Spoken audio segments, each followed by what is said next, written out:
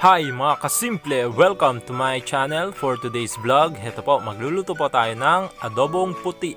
At heto po ang ating mga ingredients.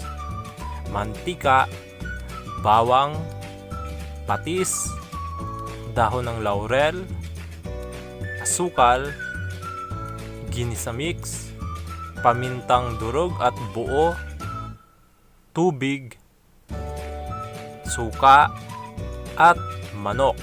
Ilalagay ko po ang full details ng ating mga ingredients sa description box at mag-start na po tayong magluto.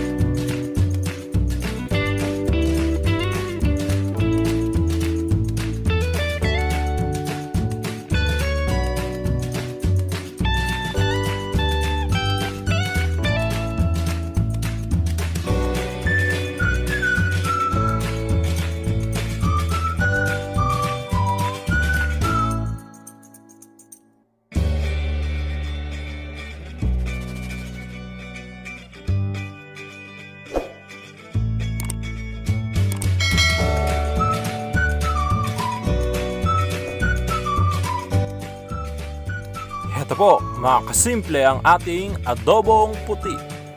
Ayan, sana po magustuhan ninyo. Please like, share, comment, and subscribe. Maraming salamat po.